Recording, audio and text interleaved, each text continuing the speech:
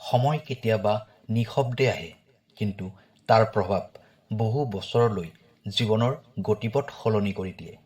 2026 চনৰ জানুৱাৰী মাহ ঠিক এনে এটা সময়। এই মাহটো কেৱল এটা নতুন বছৰ আৰম্ভ হোৱাৰ সংকেত নহয়, ই বহুজনৰ জীৱনত ভাগ্যৰ নতুন অধ্যায় লিখাৰ আৰম্ভণি।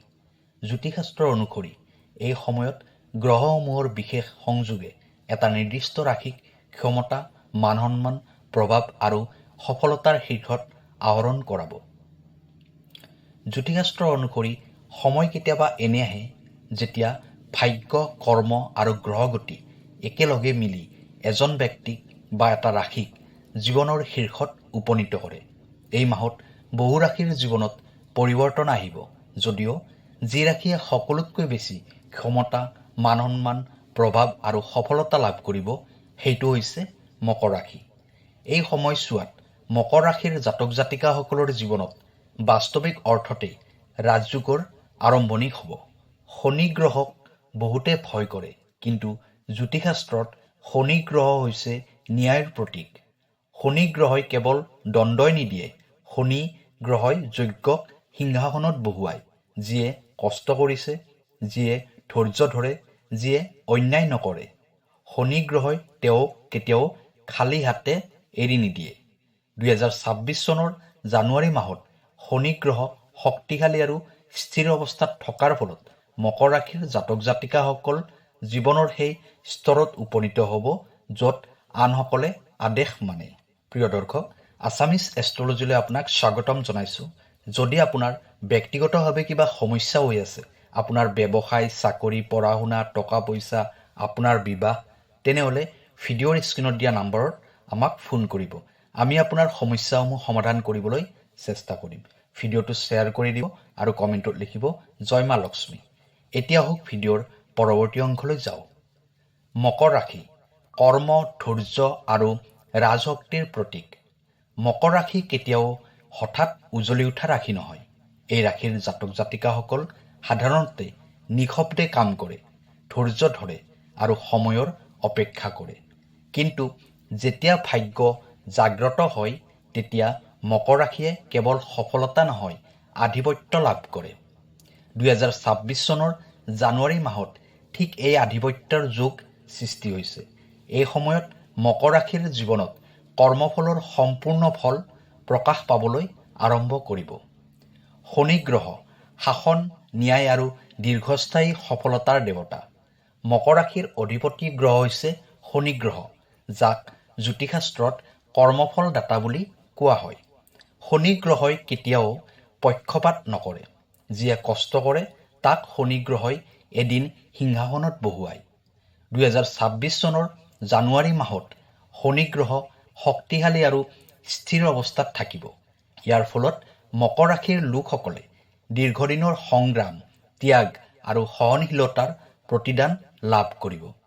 এই সফলতা ক্ষণিক নহয়, ই বহু বছৰ ধৰি স্থায়ী হ'ব। বৃহস্পতি গ্ৰহৰ আশীৰ্বাদ, জ্ঞান আৰু সঠিক সিদ্ধান্ত। এই সময়ছোৱাত বৃহস্পতি গ্ৰহৰ শুভ দৃষ্টিয়ে মকৰ ৰাশিৰ জীৱনত এক নতুন দিশ মুকলি কৰিব।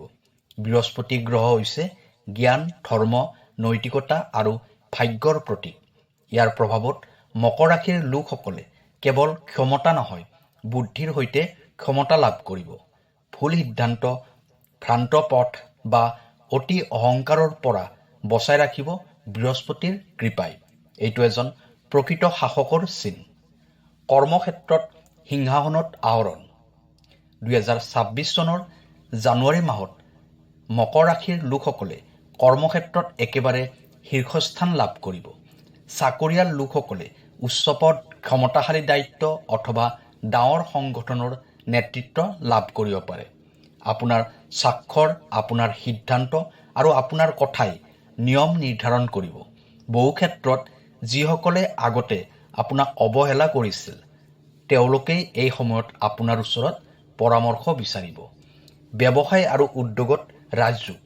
ব্যৱসায় কৰা মকৰ ৰাশিৰ লোকসকলৰ বাবে জানুৱাৰী 2026 চনটো এক স্বৰ্ণযুগৰ আৰম্ভণি। ডাঙৰ চুক্তি, চৰকাৰী কাম, নতুন বজাৰ, বিদেশী সংযোগ অথবা বহুদিনৰ পৰা ৰৈ থকা ব্যৱসায় হঠাৎ গতি লাভ কৰিব। এই সময়ত লোৱা সিদ্ধান্তসমূহ আগন্তুক বহু বছৰলৈ লাভজনক হ'ব। ধন নিজে আপোনাৰ ওচৰলৈ আহিব।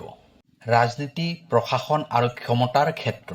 যিসকল মকৰ ৰাশিৰ লোক ৰাজনীতি, প্ৰশাসন, আৰক্ষী, ন্যায় ব্যৱস্থা বা সমাজ নেতৃত্বৰ সৈতে জড়িত, তেওঁলোকৰ বাবে এই সময়টো জীৱনৰ সৰ্বোচ্চ অধ্যায় হ'ব পাৰে। পদ, ক্ষমতা আৰু জনসমৰ্থন একেলগে বৃদ্ধি পাব। আপোনাৰ কণ্ঠস্বৰ বহুজনৰ ভাগ্য নিৰ্ধাৰণ কৰিব পৰা স্তৰত উপনীত হ'ব। ধন সম্পদ, ঐশ্বৰ্য আৰু আৰ্থিক আধিপত্য। 2026 চনৰ জানুৱাৰী মাহত মকৰ ৰাশিৰ অৰ্থনৈতিক অৱস্থা অভূতপূৰ্বভাৱে মজবুত হ'ব। মাটি, ঘৰ-বাৰী, শ্বেয়াৰ, ব্যৱসায় অথবা অংশীদাৰিত্বৰ পৰা ডাঙৰ লাভ দেখা যায়। ঋণ মামলাত জড়িত ধনৰ সমস্যা বা আৰ্থিক টান লাহে লাহে শেষ হ'ব। ধন আপোনাৰ হাতত থাকিব আৰু আপুনি ধনক নিয়ন্ত্ৰণ কৰিব। এইটোৱে ৰাজ কৰাৰ প্ৰধান লক্ষণ। সমাজত মান-সন্মান আৰু প্ৰভাৱ। এই সময়ত মকৰ ৰাশিৰ লোকসকল সমাজত এক বিশেষ আসন লাভ কৰিব। আপোনাৰ কথা গুৰুত্ব সহকাৰে শুনা হ'ব। আপোনাৰ নাম, চিন্তা আৰু কৰ্মই মানুহক প্ৰভাৱিত কৰিব। বহু ক্ষেত্ৰত আপুনি আদৰ্শ হৈ উঠিব। সমাজত আপোনাৰ উপস্থিতিয়ে ওজন বহন কৰিব। পাৰিবাৰিক জীৱন আৰু ভিতৰুৱা সুখ। এই ৰাজযোগ কেৱল বাহিৰৰ সফলতাত সীমাবদ্ধ নহয়। পৰিয়ালত শান্তি, স্থিৰতা আৰু গৌৰৱ আহিব। দাম্পত্য জীৱনত বুজাবুজি গভীৰ হ'ব।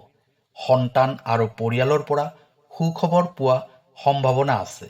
মানসিকভাৱে আপুনি নিজকে শক্তিশালী, আত্মবিশ্বাসী আৰু স্থিৰ অনুভৱ কৰিব। আন ৰাশিৰ তুলনাত মকৰ ৰাশিৰ আধিপত্য। যদিও সিংহ, বৃষ বা ধনু ৰাশিও এই সময়ত ভাল ফল পাব পাৰে, তথাপি ক্ষমতা, স্থায়িত্ব, দীৰ্ঘস্থায়ী সফলতা এই তিনিটা একেলগে কেৱল মকৰ ৰাশিৰ ভাগ্যতেই দেখা যায়।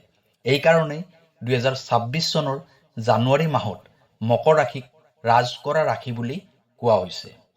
প্ৰিয় দৰ্শক, 2026 চনৰ জানুৱাৰী মাহটো মকৰ ৰাশিৰ বাবে ইতিহাস ৰচনাৰ সময়। ই কেৱল সফলতাৰ মাহ নহয়, ই হৈছে সিংহাসনত আহৰণৰ সময়। দীৰ্ঘদিনৰ ত্যাগ, নিঃশব্দ পৰিশ্ৰম আৰু ধৈৰ্যৰ প্ৰতিদান এই সময়ত সম্পূৰ্ণৰূপে প্ৰকাশ পাব। যদি এই সময়ত অহংকাৰ এৰি সংযম, ন্যায় আৰু বিচক্ষণতা বজাই ৰাখে, তেন্তে এই ৰাজযোগ বহু বছৰলৈ স্থায়ী হ'ব। ভিডিঅ'টো কেনেকুৱা লাগিলে জনাব। কাইলৈ আকৌ লগ পাম অন্য এটা ভিডিঅ'ত। ধন্যবাদ।